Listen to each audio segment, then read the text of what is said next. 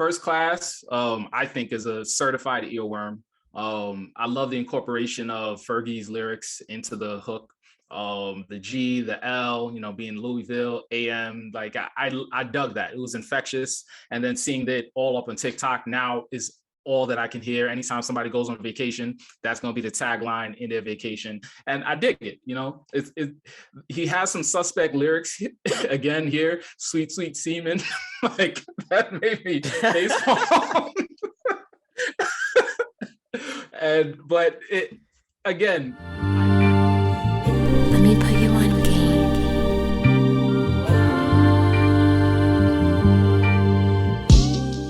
Let's get into the last segment of our show. Let's talk about Jack Harlow. If you guys are not familiar with Jack Harlow, aka Young Harleezy, he is a rapper from Louisville, Kentucky. You may know him from his hit What's Poppin' or Nail Tech, which is also on this album that we're going to review, or his really standout feature from Industry Baby, one of our top songs off of the most recent Lil Nas X project.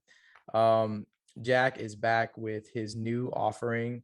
He is a very divisive figure on social media at the moment because of this album, but we're going to step in and talk about Come Home, The Kids Miss You, his latest offering. So I'll let you get into it first. I know I normally start things off, but let's hear your thoughts on the newest offering from Young Harleezy.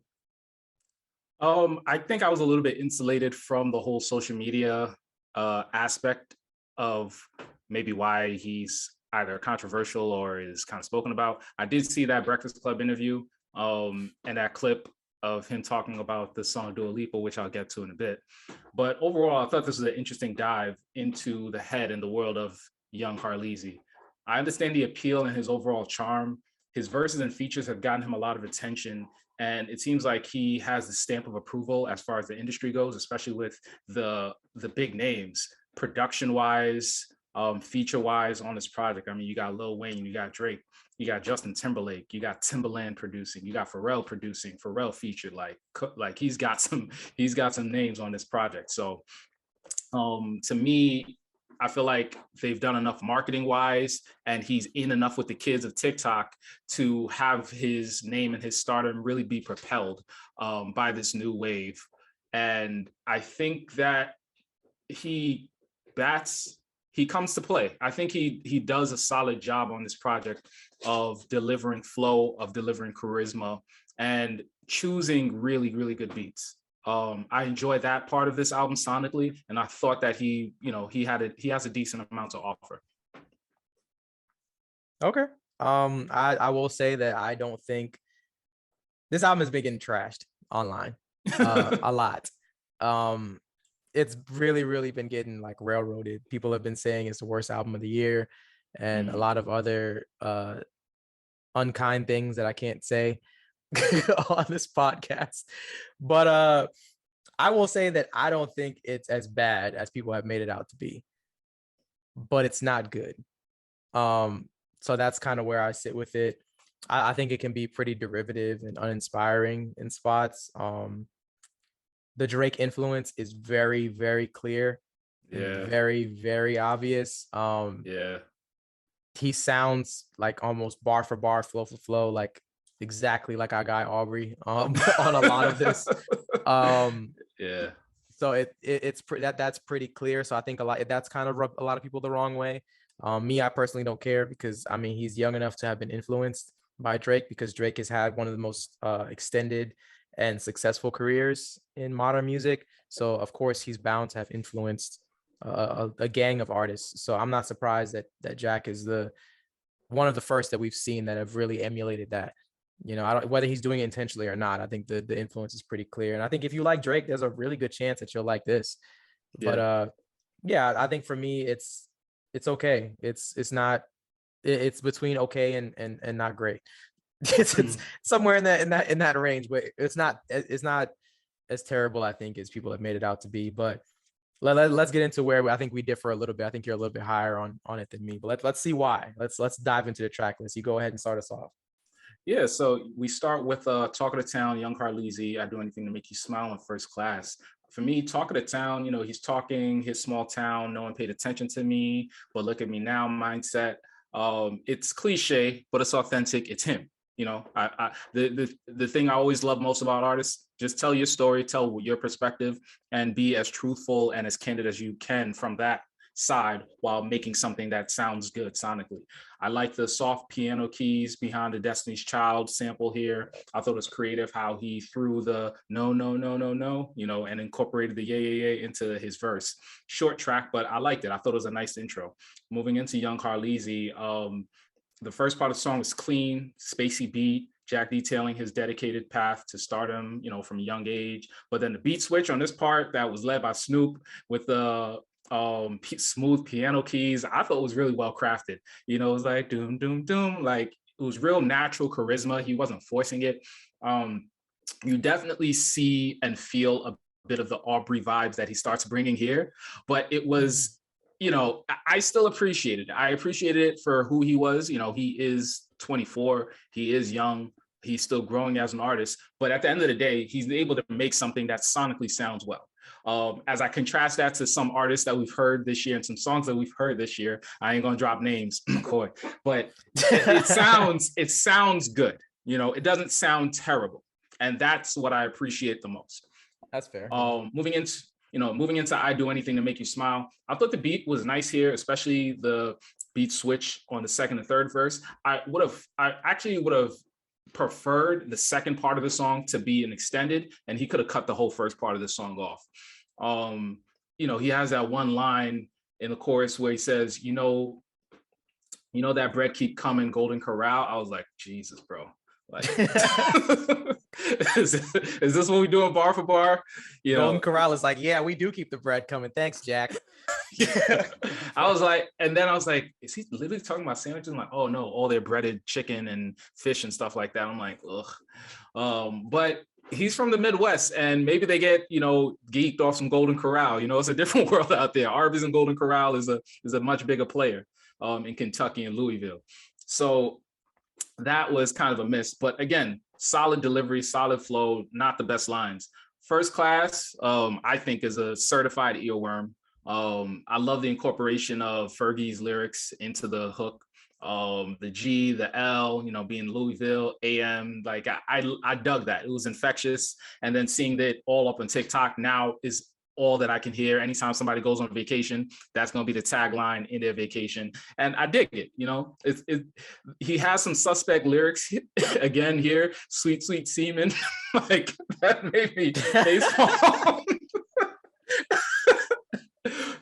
But again, I enjoy the vibe, and it's an earworm. I see why it's fun. He's a clown, but it's enjoyable to some degree. I think that there's redeemable qualities. How about you? What are your thoughts on this first section? I think this is probably the best section of the album. What that says, I don't know. Talk of the Town was a cool intro, and like you said, I really like the Destiny Child's flip. I think Jack, one of his most redeeming qualities is his swagger. I think he has a ton of swagger, a lot of bravado that works really well for him. And I think his music is the best when he leans the most into that. Young Harleasy, I like the piano on there, but the song for me just doesn't really come together.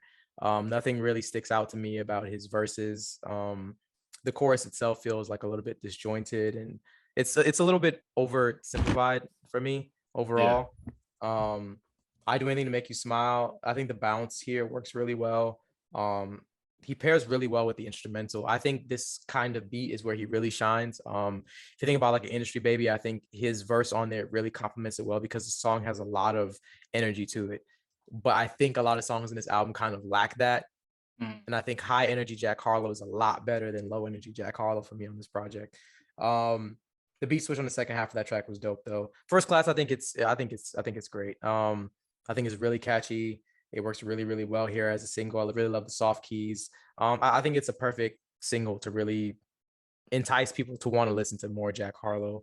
I can see why someone wouldn't like it because it's a little simple, but it serves its purpose as, like you said, a nice vacation luxury track. I think it's fine. It's something that I like on this album in the context of it, but not something that I would go out of my way to listen to. but if someone played it, I would be like, oh, this is cool. Yeah. But yeah, Dua Lipa, which is interesting that he would name the song after her, but I don't know what their relationship is, but that's interesting.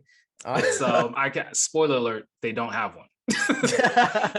That apparently I figured, but yeah, I figured they didn't, but like I saw the story. Yeah, I think you were gonna say about him like FaceTiming her for her approval and all of that.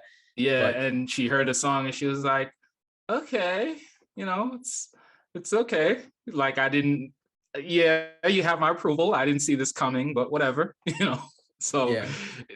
Take that what you will, Yeah, I don't want to impose that I know what's going on because I don't care. But yeah, it's fine. The song itself, I guess, is lacking to me, but the chorus is cool. The Luca line was dope because basketball. We always love a good basketball music crossover. Yeah. Side piece is where the album really gets dicey for me.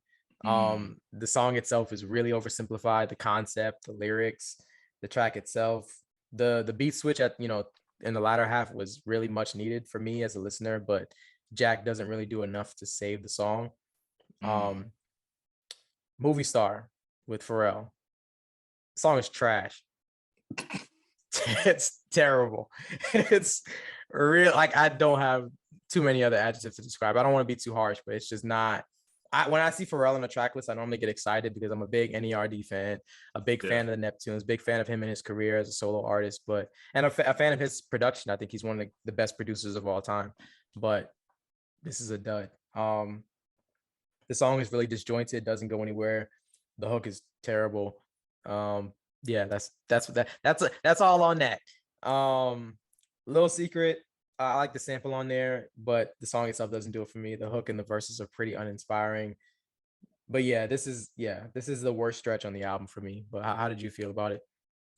Yeah, this is where we kind of taper off. I thought that this stretch of the album was actually serviceable. I thought Dua Lipa instrumental was definitely derivative in my eyes of Stargazing and Sicko Mode. I thought like the producer basically blended those two together. Listen to Stargazing, listen to Sicko Mode, and then listen to this track if you feel like actually revisiting it.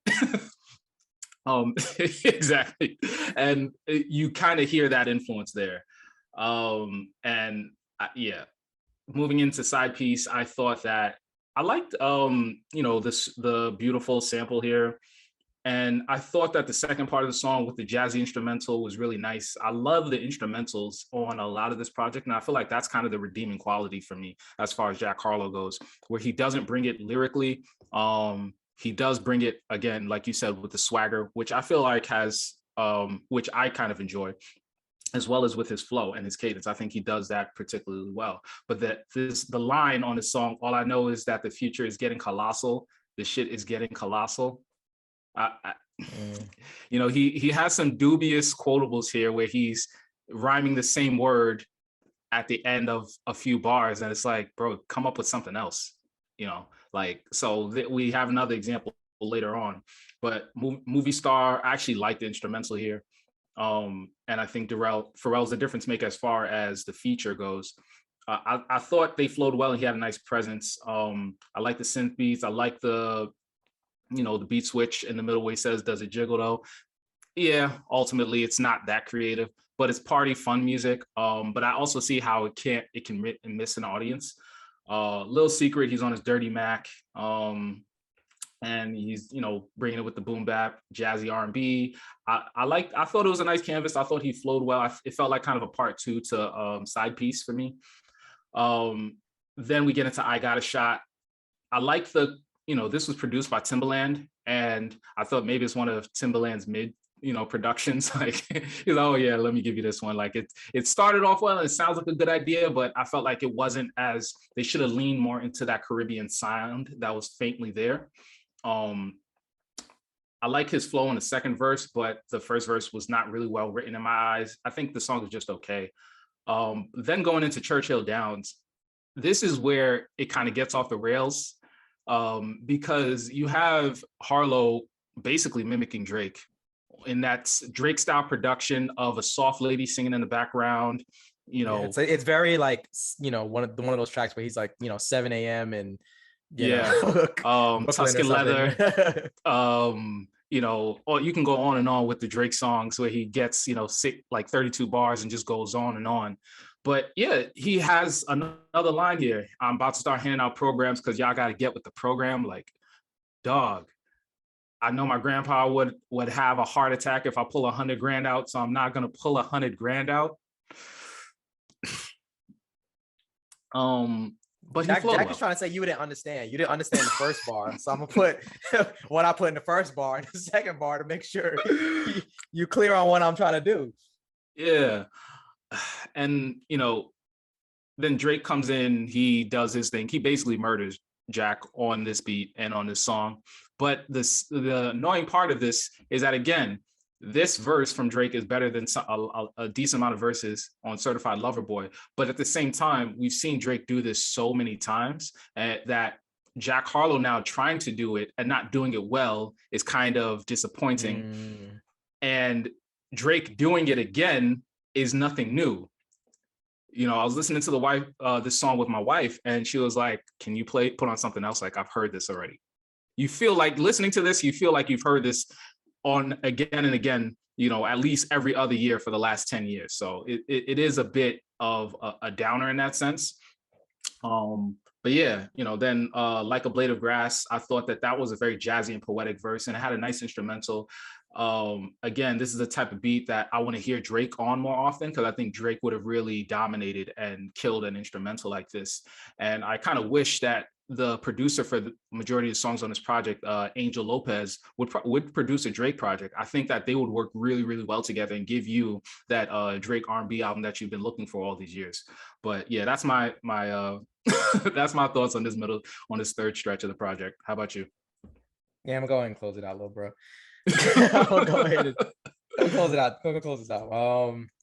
Yeah, I got a shot as a little bit better. It's that bounce that I think I was asking for on the majority of the project. I think Jack kind of excels in this lane. And yeah, like you said about Churchill Downs, I think that the disparity between him and Drake lyrically is really clear here. Drake, I thought, opened it really strong. I like this kind of Drake, honestly. I like this kind of Drake, or R&B Drake. The in-between is kind of where I get a little bit dicey, but his opening verse I thought was dope. Cold hearts and heated floors, no parental guidance. I just see divorce. Therapy sessions, I'm in the waiting room reading Forbes.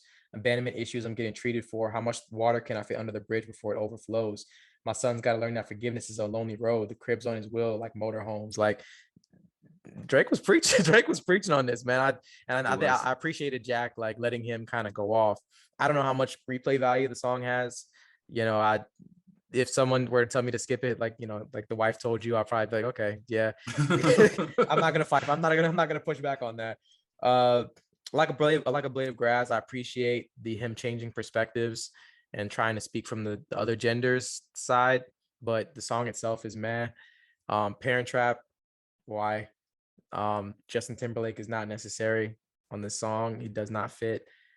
Poison featuring Lil Wayne. What is this Wayne verse? Why is this Wayne? How is this Wayne verse? It doesn't make any sense. It has no, like, the auto tune is completely unnecessary. Like, I think Wayne has been on a really great run of killing features over the last couple of years. Honestly, I think he's really been a feature killer.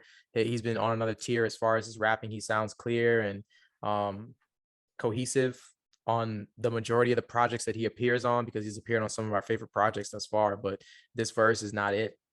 Jack managed to get one of the worst Lil Wayne verses out of him for some reason. And keep it on the project. And keep it.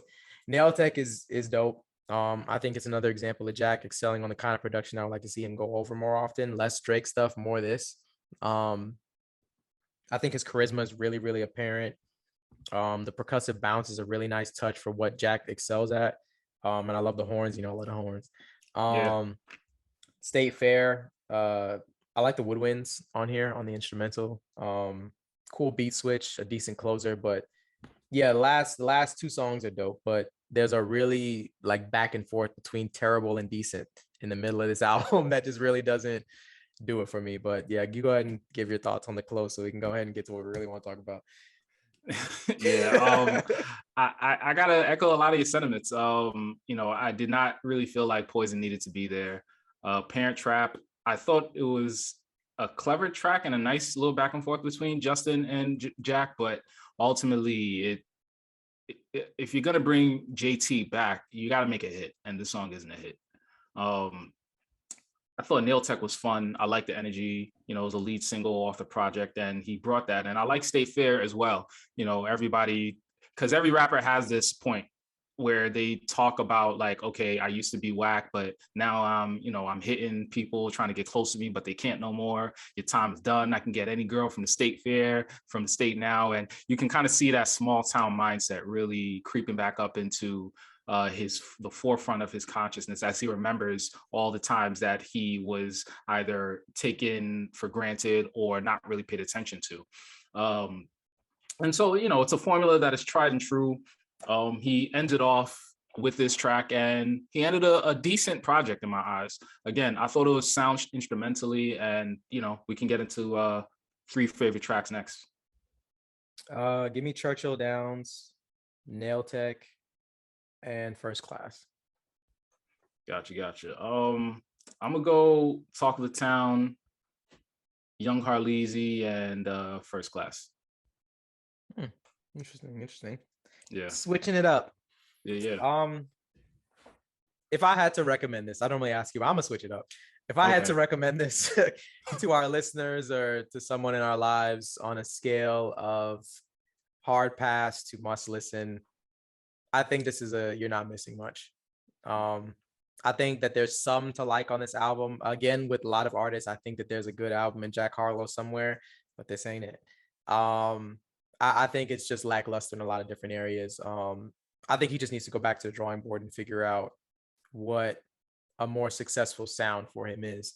Because all is not lost in my ears as a listener, but I do think that there's some validity to the criticism that's been, you know, levied at him over this album. But yeah, I just don't think that if I'm recommending to somebody that I would recommend it strongly enough to say that, you know, to give it a shot. I think it's just like, oh, you can take it or leave it. So how are you feeling? I think I'm on the other side of take it or leave it. I'd take it. I would say I would give it a shot. I thought that his production choices are good. Although he is a part of this younger generation and this new wave of rappers, he takes a lot of cues from the people that inspired him. And I appreciate that. He knows how to choose a beat. He knows how to flow on that beat. But like you said, he could definitely use a bit more of personal development, because I think he's slowly but surely falling into the ills of the fame and fortune ethos of, you know, the hard come up. But now I'm going to boast and brag about, you know, my female exploits. And yeah, you're going to get groupies because you're popping, and you're popping right now. But in order to last in this business, there's only one Drake. So you're not going to be able to occupy that lane per se. So you have to do what ultimately you have to take advantage of the energy aspect. You have to take advantage of the fact that you are on the younger side and that you have this young following. You have to bring that pep. And I think that, besides him wearing his influence on his sleeves, he's still able to appeal to a large audience. And I think he needs to take advantage of that. So yeah, and I think that he did enough on this project that I could recommend a few tracks here and there to people. I'm not going to say everybody should go out and listen to it, but I think for me, a nice middle ground for my personal taste is give it a shot. Fair enough. Yeah, we're not too far apart. I think I'm just a little bit on the other end. But yeah, let us know what you think about the new Jack Harlow project. Do you think that Sudgy's more on base as far as being a serviceable project, or are you more in line with me where thinking it's just like a couple steps above trash? I'm kidding, kind of. Let us know in the comments what you think, and tune in for more reviews and more videos. Thanks for checking out this segment of the Put You On Game podcast, where we discuss everything from hoops to hi-hats. Give us your thoughts on the video in the comment section, and you can also find the full podcast in the link in the description below. Don't forget to like, share, and subscribe for more content.